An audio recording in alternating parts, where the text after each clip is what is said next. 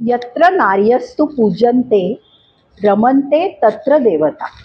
अर्थात जिथे स्त्रीची पूजा होते तिथे देवतांचा वास असतो.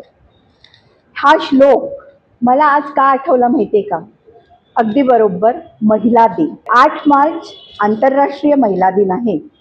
त्याचे औचित्य साधून चित्पावन ब्राह्मण संघ, चित्पावन ब्राह्मण महिला मंडळ आणि चित्पावन युवा मंच बडोदे यांच्या संयुक्त विद्यमाने सादर करीत आहोत हे एक सहज सुंदर गप्पांमधून उलगडत जाणारं स्त्री समस्या विषयक माहितीपूर्ण पॉडकास्ट.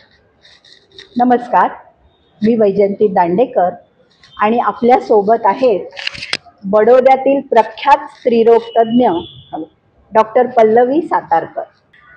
डॉक्टर पल्लवी यांचं ज्यांचा जन्म आणि MD गायनॅकपर्यंत शिक्षण हे नागपुरात झालं. त्यानंतर त्यांनी किएल जर्मनी इथून लॅप्रोस्कोपी आणि ॲडव्हान्स मेडिसिन आणि रिप्रोडक्टिव्ह मेडिसिन यातला ॲडव्हान्स डिप्लोमा केला.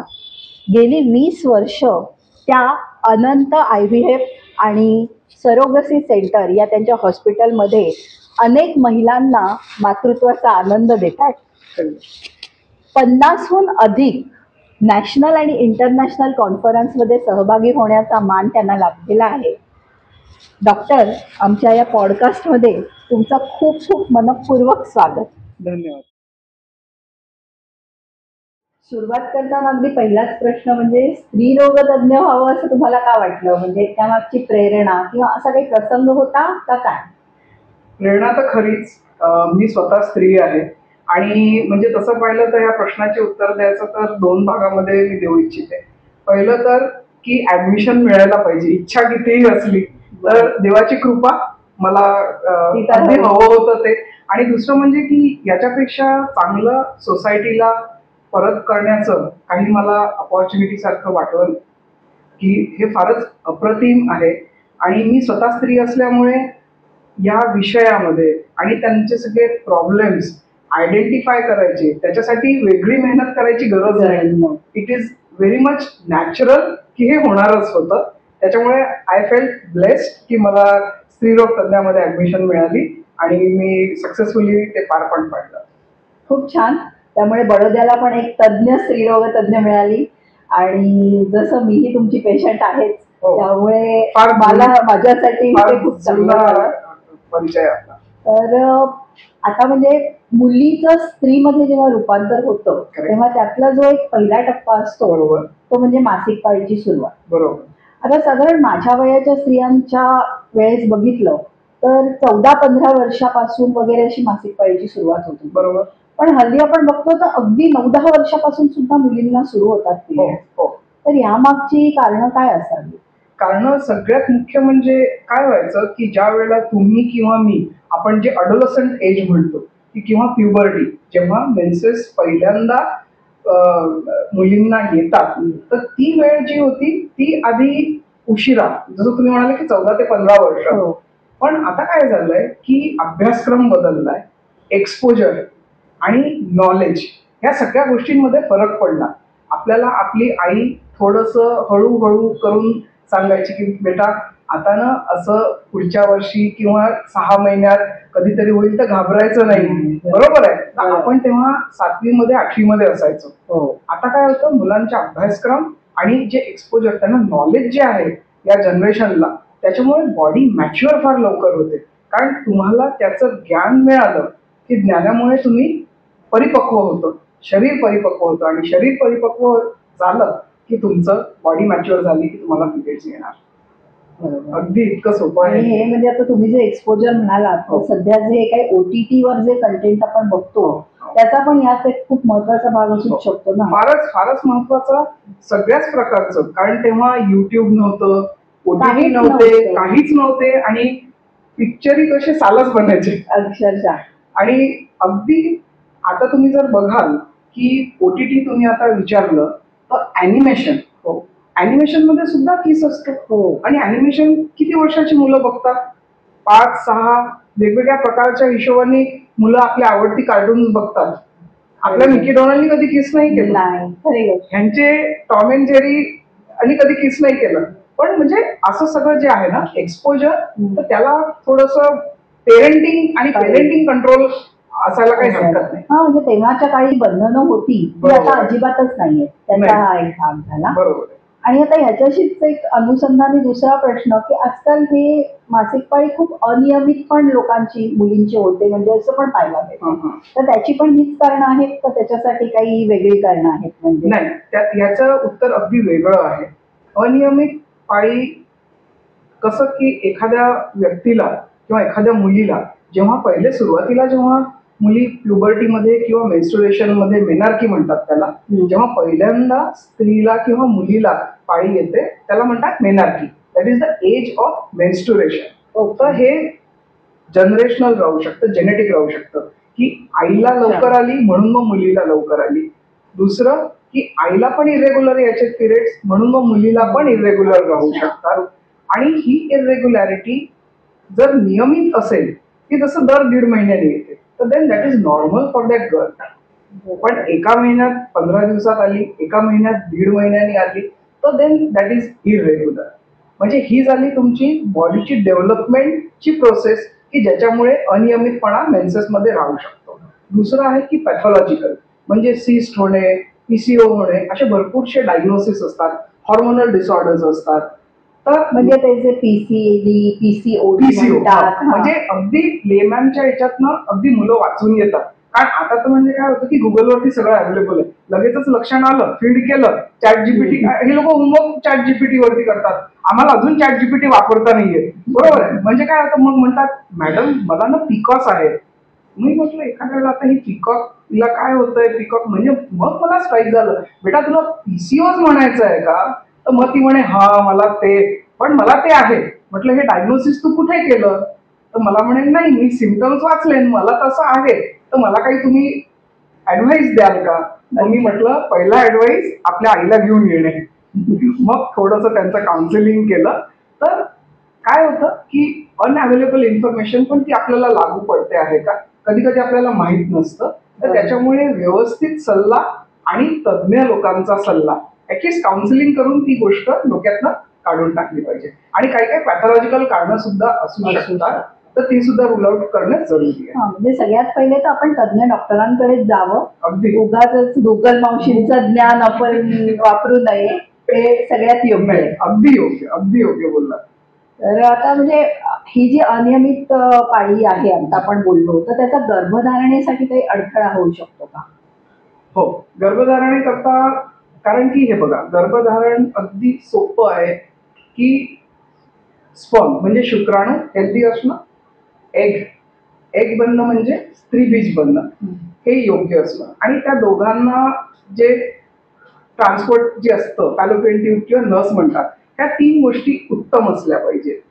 आता मेन्सेस काय येतात, मागच्या महिन्याचं स्त्रीबीज जे शुक्राणूमुळे फलन नाही झालं, तर बॉडीमध्ये त्याचं डिटोरिएशन होतं आणि it is thrown out of the body in form of menses. म्हणजे ही अगदी बायोलॉजी आहे. म्हणजे आपल्याला मेन्सेस बाहेर टाकून रेग्युलर यायलाच पाहिजे. म्हणजे एक माहित आहे की जर मेन्सेस रेग्युलर नाही आहेत, म्हणजे आपल्याला एग बनतंय की नाही बनतंय, मग त्याप्रमाणे डॉक्टरकडे जा, कारणं शोधा, ते तुम्हाला व्यवस्थित सल्ला देतील, त्याचे कारणं शोधून, अनियमित पाळीचे तुम्हाला कारणं शोधून काढणं जरुरी आहे. बरोबर. आता ऍक्च्युली कसं आहे, की काळाच्या ओघात स्त्रियांचं समाजातलं स्थान खूप खाली झालं. त्या बऱ्याच त्यांना समस्यांना तोंड द्यावं लागलं. म्हणजे त्याबद्दल मी इथे बोलत नाहीये, पण त्यासाठी मग नंतर हे महिला दिन वगैरे पण प्रकार सुरू झाले. पण स्त्रीचा एक हक्क कोणीही नाही हिरावून देऊ शकलं, तो म्हणजे निर्मितीचा हक्क. बरोबर. या विश्वाची निर्मितीचे आपण एक शिल्पकार आहोत, याचा निश्चितच एक मातृत्व. स्त्री म्हणून आपल्याला अभिमान आहे. बरोबर. पण आता सध्या असं पण आपल्या बघण्यात येत आहे, की नैसर्गिक ही गोष्ट तुम्ही म्हणालात खूप इझी, पण ही नैसर्गिक गर्भधारणा सध्या खूप इझिली नाही होते. म्हणजे त्यामुळेच आपण बघायला गेलं तर हे IVF वगैरे पण प्रमाण वाढलंय. पण ही नैसर्गिक गर्भधारणा का नाही होते जास्त प्रमाणात? त्याचं प्रमाण का कमी झालंय? म्हणजे उशिरा लग्न किंवा काय त्याची कारणं असू शकतील अजून? आपण जसं तुमच्या प्रश्नामध्ये सुरुवातीच्या ह्याच्यामध्ये अर्ध उत्तर त्याच्यातच दडलेलं आहे, की बायकांना, स्त्रियांना म्हणजे भरपूर सोसायटीमध्ये स्वतःचं रिस्पेक्ट, मान सगळं, आणि मग आता मग करिअर आले कारण एज्युकेशन आलं, तर हे सगळी स्वतःची जागा बनवायला झटपट खूप केली, करून राहिले आहेत आणि अजूनही थोडे बरेचसा काळ अजून राहणार आहे, तेव्हा हे बॅलन्स येईल. तर आता काय झालं की जे स्त्री शिक्षण झालं, स्त्री कामानिमित्त घराच्या बाहेर पडायला लागली, बरोबर आहे, हा सुद्धा चांगला भाग झाला. पण काय झालं, त्याचा प्रत्येक गोष्टीचा पेंडुलम जर आपण कन्सिडर केला तर अतिरेक होतो. मग फार करिअर ओरिएंटेड व्हायला लागले. त्याच्यातनं मग काय होतं की उशिरा लग्न, मग लग्न जरी झाले तरी नवरा बायको दोघेही काम करणारे, सर्व्हिस मध्ये वेळ मिळत मग नाही आम्ही त्यांना थकून फार. जातो, हा. मग सोबत वेळ मिळत नाही, मग आमचा क्वालिटी टाइम राहत नाही. मग आम्हाला आधी स्टॅब्लिश व्हायचं असतं, कारण कधी कधी करिअर ऑपॉर्च्युनिटीज अशा असतात, तर नवरा ट्रॅव्हल मध्ये असतो, नाहीतर बायको ट्रॅव्हल मध्ये असते. मग आता हे जर बेसिकच जर तुमचं शून्यात राहिलं तर ह्याच्यामुळे मग कधी कधी प्रेग्नन्सी राहण्यामध्ये कपल्सला त्रास होतो. दुसरं की आता फूड हॅबिट्स बघा, एक्झॅक्टली. पोल्युशन बघा आणि वर्क रिलेटेड स्ट्रेस बघा. तर ह्या सगळ्या गोष्टी थोड्या थोड्या प्रमाणामध्ये, जे फास्ट फूडचं आहे, बॉडीला केमिकल इरिटेशन जंक होतं. फूड म्हणतो आपण त्याला. मी 15 ते 20 वर्ष झाले की IVF किंवा इन्फर्टिलिटीचे पेशंट्स मला जास्त आवडतात बघायला. तर जेव्हा मी 15 ते 20 वर्षापूर्वीचा जर काळ आपण बघितला, तर तेव्हा 6 कपल्समधनं एका कपलला मदत लागायची कुठल्या तरी प्रकारची ट्रीटमेंट. त्याच्यामध्ये आपण असं नाही म्हणत आहे की आपल्याला अगदी IVFच करायचं, अगदी बेसिक ट्रीटमेंट पण राहू शकते, पण आपल्याला 6 मधनं एका कपलला ट्रीटमेंट लागायची. आता आपल्याला 6 पैकी 3 कपलला मदत लागते. म्हणजे प्रमाण बघा तुम्ही, आणि किती झपाट्याने ते पुढे मागे जाऊन राहिलं आहे. बरोबर. म्हणजे लाईफस्टाईल, सगळं बाहेरचं खाणं म्हणा, हा पण ह्याचा एक फार झाला. फार मोठा. आणि मोठा स्ट्रेस, हात आहे. कारण Stress, work related stress. related. आपण ऑफिस मधून 8 वाजता घरी येऊन जातो, पण आपण ऑफिस तिथे सोडून नाही येत ना.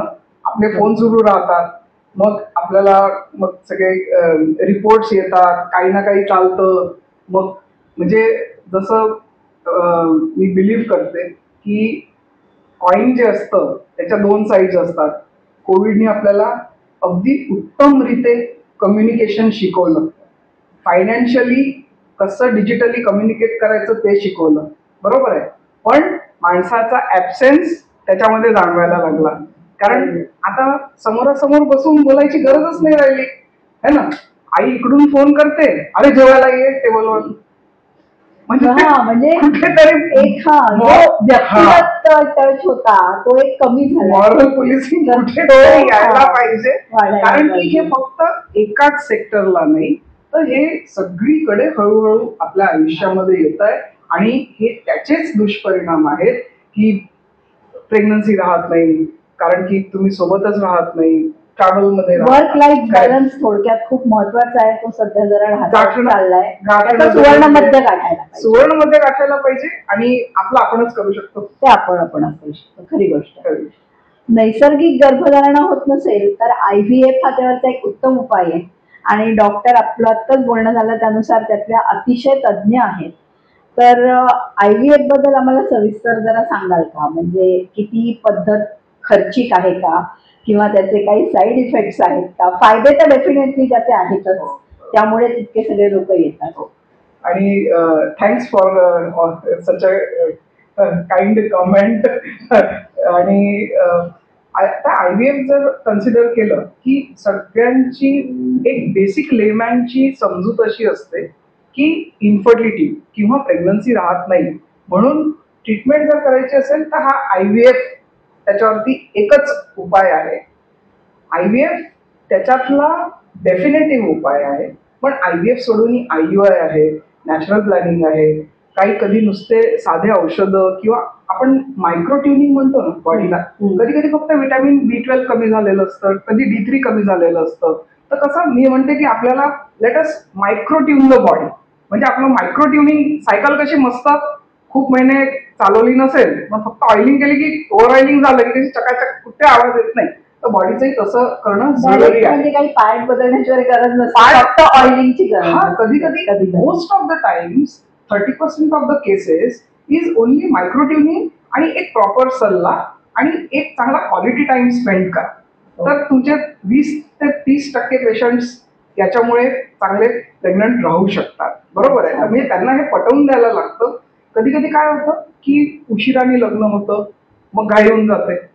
आणि आपल्या सोसायटीमध्ये किंवा कुठेही इतकं प्रेग्नन्सीच्या नंतर बाळ असणं इतकी नॅचरल इन्स्टिंक्ट आहे माणसाची की पिअर प्रेशर किंवा सोसायटी प्रेशर, म्हणजे मग कसं 2 वर्ष झाले लग्नाला की मग भेटले कुठे की मग काय मग म्हणजे कळून जायचं. बरोबर आहे. तर कधी कधी घाई होऊन जाते, कधी कधी डेस्परेशन होऊन जातं, वय जात असतं. तर त्याप्रमाणे मग कधी कधी तुम्हाला डिसिजन्स घ्यावे लागतात. पण फार योग्य नाही समजलं जात ते, कारण गरज असेल तर अगदी पहिल्याच कन्सल्टिंगला माहित असतं की बाबा रे तुला IVFच करायला लागणार आहे, कारण तुझी कारणं वेगळी आहेत. म्हणजे त्याच्यामध्ये मग वय काय आहे म्हणून तुला IVF करायचं आहे असं नाही. आणि खर्चिक जर आपण खर्च जर एक विचारला तर जवळजवळ म्हणजे 1 लाखापासून तर 2 लाखापर्यंत. तर काही पेशंट टेलर मेक असतं. प्रत्येक कोणाला किती औषधं लागत आहेत, त्याच्यावर कोणाला किती अटेम्प्ट लागत आहेत. Nothing is definitive. देवाच्या इतकं परफेक्ट कोणीच काही बनवलं नाहीये. तर कधी कधी कोणा पेशंट जे लकी असतात त्यांना अगदी पहिल्या अटेम्प्टमध्ये पण प्रेग्नन्सी राहून जाते. पण काही काही लोकांचं पहिलं सक्सेस नाही होत, त्यांना दुसरा अटेम्प्ट लागतो, तिसरा अटेम्प्ट लागतो. तर त्याच्यामुळे थोडा कधी खर्च वाढू शकतो. पण एक ऍव्हरेज जर तुम्ही मला जसं स्पेसिफिक विचारलं तर 1.5 लाखापर्यंत ते 1.25 लाख ते 1.5 लाखामध्ये तुमचं सक्सेसफुली अगदी म्हणजे सामान्य माणसाच्या आवाक्यातला खर्च आहे. हो. हा फार काही जास्त अगदी नाहीये. फार अगदीच काही आवाक्याबाहेरचा बाहेरचं तर नक्कीच नाहीये. आता तुम्ही जसं म्हणालात की कधी B12 ची कमी असते, कधी D3 ची कमी असते, अगदी बरोबर. तर म्हणजे हे आपलं आहाराशी पण थोडं रिलेटेड हो, असतं. अगदी. तर इथे मला एक सांगायला आवडेल की आमचीच एक मैत्रीण कुंटेज फूड, ती त्यांच्या ब्रँड अंतर्गत ड्रायफ्रुट्स सप्लाय करते. अरे वा. तर त्यांचे ड्रायफ्रुट्स अतिशय अप्रतिम क्वालिटी बरोबर. असतात. तर मला वाटतं प्रोटीन्सची पण आपल्या आहारात बिलकुल अगदी गरजच असते. अगदी असतेच गरज बिलकुल.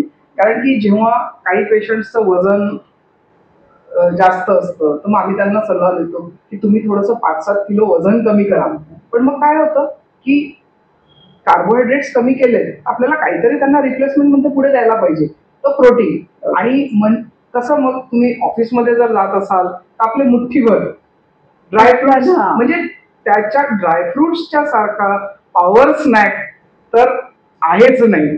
आणि तुम्हाला पाहिजे तर थोडंसं तुम्ही त्याला पेपरी हे ते करून थोडंसं फ्लेवर्ड करू शकता.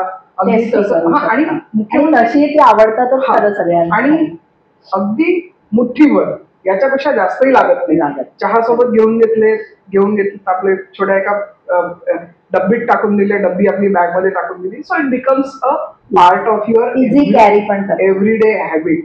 म्हणजे त्याच्यासारखं बेस्ट काहीच नाही. आता IVF प्रमाणेच ना फ्रीजिंग ऑफ एग्स या प्रोसेस बद्दल पण आजकाल बरंच वाचायला मिळतंय. बरोबर. बरंच ऐकू येत आहे. तर एक्झॅक्टली फ्रीजिंग एग्सची काय प्रोसेस आहे आणि म्हणजे ते कशा रीतीने स्टोअर केलं जातं किंवा ते किती काळापर्यंत वापरता येईल. बरोबर. तर याबद्दल जरा सांगाल का? हो, अगदी. एग फ्रीजिंग म्हणजे अगदी फारच मॉडर्न कन्सेप्ट आहे. आपण जर 2 सिनारिओज कन्सिडर केले तर आपल्याला IVF करतो तेव्हा काय करतो की स्त्रीचं आम्ही एग शरीराच्या बाहेर काढतो आणि स्पर्म घेतो. ह्या दोघांना मिक्स करतो. हे दोघांचं फर्टिलायझेशन झाल्यावरती आफ्टर 48 आवर्स दुसऱ्या किंवा तिसऱ्या दिवशी त्याच्यातनं जे बनतं त्याला म्हणतो एम्ब्रिओ किंवा भ्रूण. म्हणजे हे पूर्ण रेडी आहे. म्हणजे ते बाळच झालं ना. आणि ते छोटं ज्याच्यामध्ये बनतं ना असं डब्यांसारखं टेस्ट ट्यूब सारखं असतं, म्हणून त्याचा स्लँग वर्ड पडला की टेस्ट ट्यूब बेबी. अच्छा. म्हणजे त्याचा स्लँग तिथून आला. राईट. कारण की ते एम्ब्रिओ त्याच्यामध्ये कल्चर होतो. बरोबर. आणि मग हा एम्ब्रिओ आम्ही युट्रस मध्ये ट्रान्सफर करतो आणि मग प्रेग्नन्सी राहते. म्हणजे हा झाला आत पूर्ण पूर्ण. प्रक्रिया होत नसते, ती बाहेर करतो हा. आपण आणि मग ती परत आत पुढची प्रक्रियेसाठी आत मग नेचर एकदा त्याचा natural incubator which is uterus, एकदा तो एम्ब्रियो त्याच्यात गेला की मग पुढची प्रोसेस बस नॅचरल नॅचरल असते सगळी. आता आपल्याला तुम्ही मला प्रश्न विचारला की एग फ्रीजिंग का करतात. एग फ्रीजिंग याच्यासाठी करतात की आता काही स्त्रिया असतात ज्यांना मॅलिग्नन्सी म्हणजे कॅन्सर डायग्नोज झालेले असतात, त्यांना रेडिओथेरपीची ट्रीटमेंट घ्यायची असते किंवा काही ट्युमर्स असतात एखाद्या ओव्हरीमध्ये, तर ती ओव्हरी त्या ट्युमर मॅलिग्नंट ट्युमर असतो त्याच्यासाठी ती काढून टाकण्यात येते. आणि पण पुढचे सर्जरी होऊन गेलेली आणि पुढे आता आम्हाला रेडिएशन घ्यायचं, किमो घ्यायची, म्हणजे आमची जी हेल्दी ओव्हरी आहे ती आमची फायर होणार. म्हणजे अनफॉर्च्युनेटली त्या पेशंटचं आपण आता मातृत्व शून्यात जाईल का हा प्रश्न होईल. बरोबर. म्हणून काय करायचं, त्यांची सगळी ट्रीटमेंट सुरू व्हायच्या आधी त्यांना हॉर्मोनची इंजेक्शन देऊन भरपूर एग्स बनवायची 10 ते अच्छा. 12 आणि ती आपण काढून घ्यायची आणि मग ती फ्रीजिंग मध्ये जातात. म्हणजे आणि- नॅचरल प्रोसेस मध्ये एग्ज बनतात तशी ती नाही घ्यायची, ही ऍडिशनल पण आपण ही करायची. नाही, फक्त एग्स काढतोय आपण इथे, अच्छा. कारण की ह्यांचं लग्न झालेलं नाहीये, म्हणजे आपण मेडिकल रिझन साठी यांचे एग्स काढलेले आहेत. राईट. पुढे जाऊन मग त्यांचं लग्न झालं तर मग तेव्हा आपल्याला त्यांना बाळ जर पाहिजे असेल, so this is basically protection. It is an insurance. म्हणजे माझ्या फर्टिलिटीचा मी इन्शुरन्स काढते आहे. तर हे मेडिकल कारणांसाठी झालं की बा कॅन्सर आहे आणि मला आता रेडिओथेरपी घ्यायची आहे किंवा किंमत. आणि असं नाही की वयस्करच पेशंट्स नाही, अगदी 22, 18 वर्षाच्या पेशंट्सचे सुद्धा आम्ही एग फ्रीजिंग केलेले आहेत. कारण कोणाची रेडिओथेरपी करायची होती, कोणाची किमोथेरपी करायची होती, तर ते लोक आलेत आमच्याकडे की आम्हाला मॅडम म्हणजे मेरा फर्टिलिटी प्रिझर्व करना है. So this proper term is fertility preservation. बरोबर आहे. ही झालं पहिलं कारण. दुसरं कारण आहे की आम्ही अगदी IIM अहमदाबाद मधनं शिकून आलोय, मग आम्हाला आता अजून मुलं कॉन्ट्रॅक्ट मिळाले आहेत. बरोबर आहे. आणि पण आम्हाला अजून लाईफ पार्टनर नाही पाहिजे मिळाला जसा पाहिजे तसा. पण मी तर आता 35-36 वर्षाची होऊन गेली, तर आता अजून 2-3 वर्षांनी तर मग माझं एगची क्वालिटी कमी होईल. तर doctor could you please freeze my eggs. म्हणजे ज्यांना त्यांची फर्टिलिटी थांबवून ठेवायची आहे किंवा प्रिझर्व करून ठेवायची आहे, तर याला टर्म आहे सोशल फ्रीजिंग. म्हणजे सोशल कारणांसाठी आपण फ्रीजिंग केलं. मग पद्धत तीच राहील. एग्स भरपूर इंजेक्शन द्यायची, 10 ते 12 एग्स काढायची आणि ती फ्रीजिंग मध्ये जातात. तुम्ही मला विचारलं की हे आम्ही ठेवतो कशामध्ये, बरोबर आहे. तर ही जी पद्धत असते याला क्रायो प्रिझर्वेशन म्हणतात. क्रायो म्हणजे liquid nitrogen. Liquid nitrogen temperature त्याचं -196 असतं. लिक्विड असतं, पण जर असं पडलं तर फाडून टाकेल टिश्यू. तर म्हणजे आम्हाला फार केअरफुल, आमचे एम्ब्रिओलॉजिस्ट जे आमचे सगळे क्वालिफाईड लोक असतात ते करतात हे. आणि as far as we keep it frozen in liquid nitrogen, it is good enough for 10 years. 10 years. अगदी कायदा म्हणतो, कायदा आहे याचा सोशल फ्रीजिंगचा आणि फर्टिलिटी प्रिझर्वेशनचा, है ना. कन्सेंट्स असतात प्रॉपर, अगदी लिगली होतं आणि कायद्याप्रमाणे असतं. आणि कायद्याने म्हटलंय की तुम्ही हे गमिट किंवा एग तुमच्याकडे 10 वर्षापर्यंत ठेवू शकता. एव्हिडन्स बेस्ड आहे. तुमचं जेव्हा लग्न होईल, तुमचे ट्रीटमेंट्स पूर्ण होतील, then you can plan your baby. So please come to us. आम्ही तुमचे एग्स तुम्हाला परत देऊया. म्हणजे 10 वर्षापर्यंत स्पॅन आहे आपल्याकडे की ते आपण वापरू. म्हणजे आजारपणामुळे पण एग्स फ्रीज होतात किंवा सोशल बरोबर. आणि मग ते एग्स परत जी वापरायची त्याच्यासाठी काही एज लिमिट असतं का, असं काही नसतं? नाही, पण प्रेग्नन्सीला एज लिमिट आहे ना. नेचरच्या तावड्यातनं कोणीच सुटत नाही. बरोबर आहे. तर आता इंडियामध्ये आतापर्यंत IVF आणि ह्या सगळ्या गाईडलाईन्स होत्या. आमची इन्स्टिट्यूट आहे ICMR, Indian council of medical research. तर त्याची गाईडलाईन आतापर्यंत सगळे गाईडलाईन प्रमाणे काम करत होते. आता आपल्याला लॉ आलेला आहे. आता सगळं लॉ प्रमाणे, सगळं कायदा. त्याच्यामुळे त्यांनी लिहूनच दिलेलं आहे की 10 वर्ष ठेवायचं, असं करायचं. 50 वर्षाच्या वर जर स्त्रीचं वय असेल तर तुम्ही नैसर्गिक प्रेग्नन्सी झाली, भगवानचे बडा कोई नाही. देव काही करू शकतो. आपण देव नाहीये. बरोबर. आपल्याला कायदा पाळायचा. त्याच्यामुळे पुरुषाचं वय 55 वर्ष आणि स्त्रीचं वय 50 वर्ष. याच्या वर जर दोघांपैकी कोणाचंही वय असेल तर एम्ब्रिओ ट्रान्सफर करून IVF तुम्ही करू शकत नाही. आता आपल्याला माहित आहे की हो. काय करायचं ते. येस, आता कळलं. वय बी आम्हाला सगळंच कळलं. Correct. आता याच्यानंतरची स्टेज म्हणजे मेनोपॉज. तर मेनोपॉज म्हणजे नक्की काय आणि तो साधारण कोणत्या वयात येतो? बरोबर. आता जसं मी मेनार्की सांगितलं की पिरियड सुरू होतात तर तसेच पिरियड जातात. जर मेनोपॉजचा आपल्याला लिटरल मिनिंग जर सांगायचं झालं, मेन्सेस ओ पॉज म्हणजे मेन्सेसचा पॉज म्हणजे मेनोपॉज. आता इंडियन ह्याच्यामध्ये प्रत्येक पूर्ण जगामध्ये जर तुम्ही बघाल तर इंडियन्स लवकर म्हातारे होतात. अच्छा. हो, इंडियन्सला मेनोपॉज बाकीच्या वेस्टर्न वर्ल्डच्या पेक्षा 5 वर्ष आधी येतो. तर इंडियामध्ये फ्रॉम 45 टू 53-54 हे 7 ते 8 वर्षामध्ये म्हणजे 45 पासून पेरिमेनोपॉझल एज आणि 50 वर्ष प्लस मायनस 3 वर्ष आपल्याला हे मेनोपॉजचं वय समजलं जातं. आणि आता बऱ्याच लोकांचं काही ना काही कारणाने म्हणा फायब्रॉइड्स असतं किंवा काही तर युट्रस गर्भाशय काढला जातो. बरोबर. तर गर्भाशय काढल्यावर सुद्धा मेनोपॉज येतो का? हो, हा झाला एक आला आपल्याला नॅचरल मेनोपॉज.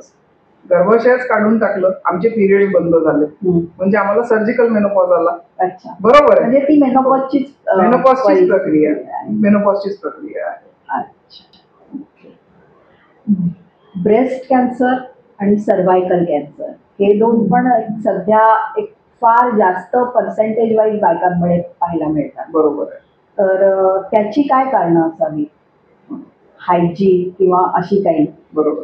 आणि हे बरेचदा काय होतं की हे कॅन्सर लास्ट स्टेजमध्ये समजण्यात येतात. बरोबर. तर आपल्यालाच त्याची काही लक्षणं ओळखता येतात का? बरोबर. त्याबद्दल काय सांगणार? तर आता ब्रेस्ट आणि सर्व्हायकल कॅन्सर, तर मी ब्रेस्टवरती थोडंसं आधी बोलते की 35 वर्षाच्या नंतर प्रत्येक स्त्रीला आपलं ब्रेस्ट एक्झामिन करता यायला पाहिजे. ब्रेस्ट कॅन्सर पहिली गोष्ट तर अनुवंशिक असतं. म्हणजे जर घरी हिस्ट्री असेल, if you have a family history of breast cancer की आईला होतं, मावशीला होतं, आत्याला होतं, तर आपल्याला अलार्म वाजला पाहिजे की आपल्याला केअरफुल राहायचंय. होऊ शकतं आपल्याला. हा, आपण पॉसिबिलिटी मध्ये येतो. तर त्याच्यामुळे आपल्याला लक्ष ठेवायचं, स्वतःची केअर करायची. आता केअर काय करायची? 35 वर्षाच्या नंतर जनरली सध्या आता दुसरं मूल 33, 34, 35 वर्षाचे असतात तेव्हा होतं. पहिलं कारण की 30च्या आधी कोणी करत नाही आणि मग ते 3-4 वर्षाचं 5 वर्षाचं झालं मग 36 वर्षाचे वगैरे. तर जनरली तोपर्यंत तर काय होतं की पेशंटचं ऑब्स्टेटिक आणि मुलं मोठे करण्यामध्येच वेळ जातो. तर तोपर्यंत बॉडी थोडी निग्लेक्ट होते. तर आफ्टर 35 इट इज सेड की एक साधी सोनोग्राफी ब्रेस्टची करून घ्यावी. अच्छा. आणि 40 किंवा 45च्या नंतर मॅमोग्राफी करावी. मॅमोग्राफी म्हणजे अगदी आपल्याला इंडियन्समध्ये स्वतःसाठी केअर करायला ती लहानपणापासून आहे ना, काय म्हणतात, आपल्याला स्वतःचं इम्पॉर्टन्स म्हणजे स्वतःला वेळ देणे. बरोबर आहे. कारण की सगळ्यांचा करण्यामध्ये आपण कुठेतरी हरवून जातो. तर आपल्याला स्वतःला वेळ द्यावा आणि हे हेल्थ आहे. आणि ही हेल्थ आहे कारण की त्या स्त्रीवरती पूर्ण घर टिकलेलं असतं. सगळ्या परी इमोशनल पासून फायनान्शियल तर मी बोलतच नाही, पण इमोशनल पासून सगळं कसं ते असं एक संसाराचा हे असतो, बांधून ठेवणारा एक फार मोठा बिंदू असतो. बरोबर आहे. तर म्हणून काही गोष्टी आपल्याला आपल्या आल्या पाहिजे. तर एक मी तुम्हाला थोडंसं दाखवते की दुसरं, जसं मी सांगितलं की इन्व्हेस्टिगेशन्स करा, म्हणजे सोनोग्राफी करा आणि 45च्या नंतर मॅमोग्राफी 2 वर्षातनं एकदा, आणि घरी जर हिस्ट्री असेल ब्रेस्ट कॅन्सरची तर वर्षातनं एकदा. बरोबर आहे. Every year, otherwise every 2 years is enough. आणि त्याच्याही पेक्षा सगळ्यात सोपं की आपलं एकदा बघून घ्यायचं ना ब्रेस्ट सेल्फ एक्झामिनेशन, हे प्रत्येकाला यायला पाहिजे. तर खूपच सोपं असतं ते. तर जर हे बघितलं आपण तर काहीच नाही, शॉवरमध्ये आरसा असेल तर ठीक आहे, नसेल आरसा तर आरशाच्या समोर उभं राहायचं आणि दोन्ही हात आरशाच्या in front of the mirror उभं राहिल्यानंतर दोन्ही हात असे मागे करायचे. तर तुमची दोन्ही निप्पलची लेवल एक असायला पाहिजे. हे झाला पहिला पॉईंट.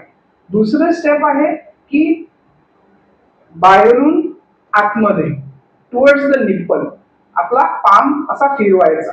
बरोबर आहे. जर काही गाठ असेल किंवा काही असेल, काही अडथळा काही वाटला तर कळतं आपल्याला की काही आहे का. तर तसं पूर्ण निप्पल 360 डिग्री बाहेरून आतमध्ये. तर हे अशा प्रकारे बघायचं. आणि तिसरं म्हणजे निप्पलला थोडंसं प्रेस करायचं. निप्पलला प्रेस केलं ना तर काही सिक्रेशन येत आहेत का, कधी क्लिअर फ्लुइड येतं, कधी थोडं दुधासारखं काही येतं. आणि कृपा करून ह्याच्यातनं समजा काही असं वाटलं तर पॅनिक करायची गरज नाहीये, कारण this is not the end of the world. आणि अगदी प्रत्येकाला खूपच स्वाभाविक आहे की थोडंसं काही झालं ना की लगेच पटकन धावून येतात की मॅडम मुझे ऐसा हो रहा है, काय असेल आहे हे. तर तज्ज्ञाकडे जा, ते रूल आउट करा, ते अगदी गरजेचं आहे. आणि आता वय आणि मॅलिग्नन्सी आम्हाला शिकवलं गेलं की ब्रेस्ट कॅन्सर 4थ्या डकेड पासून सुरू होतो हा कॅन्सर. 4थ्या डकेड पासून सुरू होतो हा कॅन्सर. 40 नंतर 40 नंतर है ना. हा.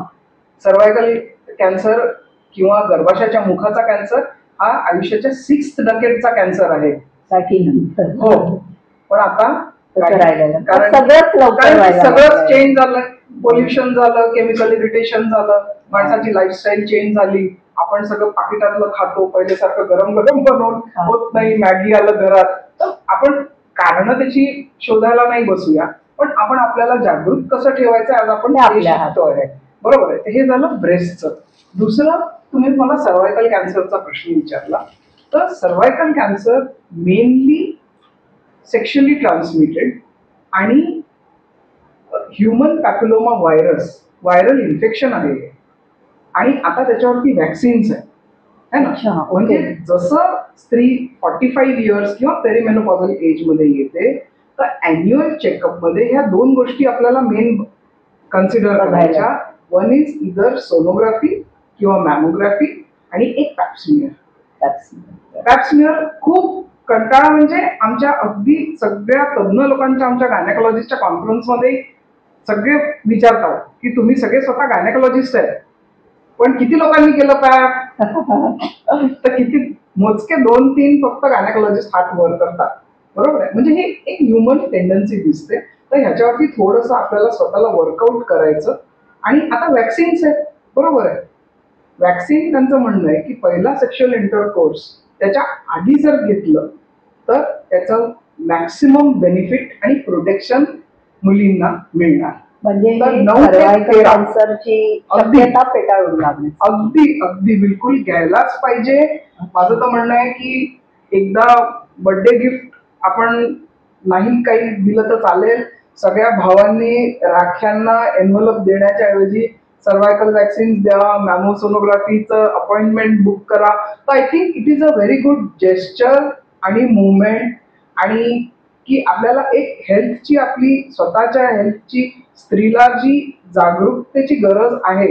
हा म्हणजे आणि हा अवेअरनेस तुम्ही म्हणाला अवेअरनेस होईल. तसं जर केलं तर मुलांमध्येही ऑटोमॅटिकली. आणि म्हणजे ते लोक केअर करतील त्यांच्या बहिणींसाठी, ते लोक केअर करतील त्यांच्या वाईफसाठी. म्हणजे हे कसं एक पूर्ण कल्चर आणायची गरज आहे. आलेलं आहे ऑलरेडी, पण इतकं यायला पाहिजे अवेअरनेस नाहीये की याची सवय व्हायला पाहिजे की अरे चल जा तुझं अॅन्युअल चेकअप करून ये, तुझा पॅक झाला का. म्हणजे आपण जरी नाही गेलो तरी आपल्या घरामधनं कोणी पुरुष जरी असेल तर त्यांनी जरी आपल्याला आठवण घातली की बाबा जा तू हे करून ये, तुझं यावर्षीचं ड्यू आहे. तर I think the question will be answered. आणि खूप चांगलं राहील हे सगळं. या वॅक्सिनचं साधारण किंमत काय असेल. हो. तर वॅक्सिन्स आधी मी कंपनीचं नाव नाही घेऊ शकत, पण ज्या कंपनीचं स्टँडर्ड येत होतं वॅक्सिन त्याच्यामध्ये व्हायरसचे 4 स्ट्रेन प्रोटेक्ट व्हायचे. आता त्यांचं जे लेटेस्ट आलं आहे त्याच्यामध्ये 9 स्ट्रेन्स अगदी लेटेस्ट. म्हणजे मॅक्सिमम आतापासून इथेपर्यंत ह्युमन पॅपिलोमा व्हायरसनी जितके काही possibly oral cancer, rectal cancer, cervical cancer जे सगळे होऊ शकतात, तुम्हाला सगळ्यातनं प्रोटेक्शन मिळेल. तर पहिले जे जुनं वॅक्सिन यायचं ते 5000चं होतं, जे आता एक लेटेस्ट येतं आहे, त्याला नॅनोव्हॅलंट असं काहीतरी म्हणतात. तर दॅट इज 10,000. आणि आता गव्हर्नमेंट त्यांच्या जसं पोलिओ, डीपीटी, जसं आपलं जे ICMRचं जे शेड्यूल आहे, IIPचं पिडियाट्रिक्सचं जे इम्युनायझेशनचं जे शेड्यूल आहे, त्याच्यामध्येच गव्हर्नमेंट खूपच लवकर ते कन्सिडर करते. तर गव्हर्नमेंटच्या याच्यातनं आल्यावरती त्याची किंमत फक्त 2,000 राहणार आहे. अच्छा, म्हणजे जसं आपण पोलिओचे वगैरे डोस घेतो तसेच हे डोस पण आपल्याला गव्हर्नमेंट हॉस्पिटल आणि वयाप्रमाणे 2 डोस राहतील किंवा 3 डोस राहतील. बरोबर. तुमच्याशी बोलून आमच्या बऱ्याच शंकांचं निरसन झालं. तुम्ही खूप छान माहिती दिली, याबद्दल तुमचे मनपूर्वक धन्यवाद डॉक्टर. आणि जसं आपण ह्या बरीच सगळ्या चर्चेत डॉक्टरांनी बरीच कारणं सांगितली, पण त्याच्यात एक मुख्य आहाराचं कारण पण होतं. तर आपल्या या पॉडकास्टचे प्रायोजक कुंटेज फूड यांच्याकडे अतिशय अप्रतिम अशी ड्रायफ्रुट्स मिळतात. ती तुम्ही नक्की घ्या, एकदा घेतलीत की घेतच राहाल. तर कुंटेज फूडचे पण खूप मनपूर्वक धन्यवाद. आणि आपल्या सर्वांना महिला दिनाच्या हार्दिक शुभेच्छा. धन्यवाद.